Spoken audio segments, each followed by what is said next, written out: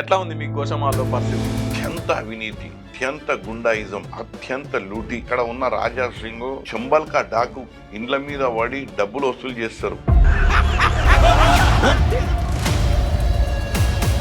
Begum Bazar corporator Shankar Yadav గారికి మీ BRS పార్టీలకి ఏం పంచాయతీనా? నాయకులు అనే వాళ్ళు బజార్న పడి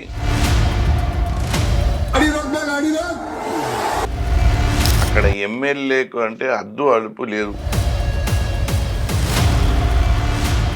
రాజా సింగ్ దుకాణం బంద్. ఇప్పుడు రాజా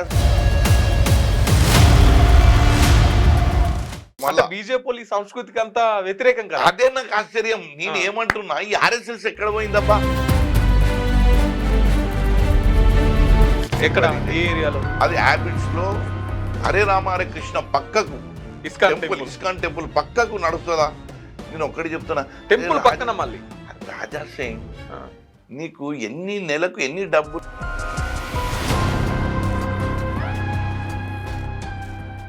మీరు చాలా పెద్ద ఆరోపణలు చేస్తున్నారు. నేను పెద్ద ఆరోపణలు కాదు, నీ కట్టుబడి ఉంటాయి ఈ ఆరోపణలు నా మీద. అయ్యా నేను తప్పు చెప్తే నన్ను కోర్టుకి ఇచ్చండి. నా మీద మీతో పాటు పోటీ చేసినటువంటి వ్యక్తి బీజేపీ నుంచి మాధవిలత గారు ఈ మధ్య కనిపించట్లేదు. నేను ఆ రోజే చెప్పిన ఈ ఐటమ్ లేడీ ఈమె ఐటమ్ లేడీ ఖచ్చితంగా. నేను ఆ రోజే చెప్పిన ఈమె ఐటమ్ లేడీ. ఒక మహిళను పట్టుకుని అట్లా అనడం కరెక్టే అంటారా? ఆమె భూమి మీద కాళ్ళాగా ఆమె తలకాయ ఉన్న చెట్టు ఎట్లనో తిప్పుతుంటది, ఒక ఏదేదో చెప్తుంటది. ఎట్లా ఉంది తెలంగాణలో కాంగ్రెస్ ప్రభుత్వం అధికారంలోకి వచ్చి 2 సంవత్సరాలు దాటిపోతుంది. మార్పు అన్నారు. ఏమన్నా మార్పు కనపడుతుందన్నా? మార్పు లేదు, ఏం లేదు. అంత ఉత్తుతుంది గ్యాసే. 2 సంవత్సరాలు అయింది కదా, ప్రజలకు తెలిసిపోయింది. ప్రజలు డిసైడ్ చేసుకున్నారు. రాబోయే ఏ ఎన్నికలకైనా ఇక బీఆర్ఎస్కే పట్టం కడతారు. ఒకటి మాకు బీఆర్ఎస్ పార్టీ ఒక గట్టి ప్రతిపక్ష నాయకత్వంతో ఉంది. ఈ కేటీఆర్ అయితేంది, హరీష్ రావు అయితేంది, కేసీఆర్ గారు అయితేంది, వీళ్ళు కమిటెడ్ లీడర్స్ ఉన్నారు. కానీ వీళ్ళంతా ఫోన్ ట్యాపింగ్ విషయంలో జైలుకు పోతారంట కదా. అదే ఇప్పుడు ఆ నివేదిక ఎప్పుడు వస్తుంది? అది 2 సంవత్సరాలు కాలయాపన అయిపోయింది. దానికి ఉలుకు లేదు, పలుకు లేదు. ఈసారి వేస్తారట పక్క లోపల ఎత్తామని చెప్పేసి లీకుల మీద లీకులు వస్తున్నాయి. ముందే ఫోన్ వచ్చింది. అంటే ఇవాళ ఒక పేపర్ రాసుకొచ్చింది. ఏమని రాసుకొచ్చింది అంటే ఫస్ట్ టార్గెట్ సంతోష్ రావు, తర్వాత మిగతా అని చెప్పేసి రాసుకొచ్చింది. ఇప్పుడు నేను కూడా 2 రోజుల నుంచి పేపర్ చూస్తే స్క్రిప్ట్ అంతా చేంజ్ చేసినట్టు కనబడుతున్నాను. మారుతున్నాయి స్క్రిప్ట్లు. అంతిమంగా ఏమైంది? ఫోన్ ట్యాపింగ్ జరిగిందంటారా, జరగలే?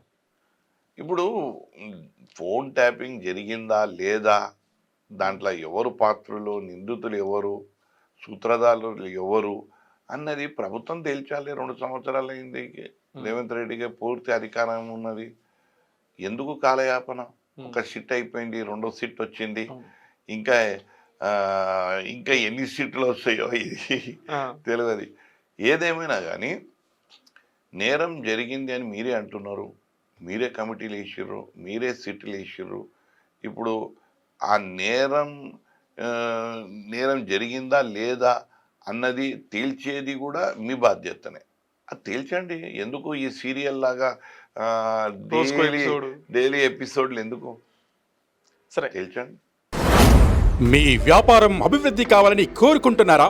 అయితే వెంటనే క్యూనస్ ని సంప్రదించండి. Schools, colleges, banks, shops, office promotions, land promotions, political promotions, restaurant promotions, hospital promotions, పుట్టినరోజు వేడుకలు, శుభకార్యాలు, వ్యాపారాలు ఏవైనా, సందర్భం ఏదైనా ఇప్పుడే క్యూనస్ ద్వారా తెలియజేయండి. మీ వ్యాపారాన్ని అభివృద్ధి చేసుకోండి.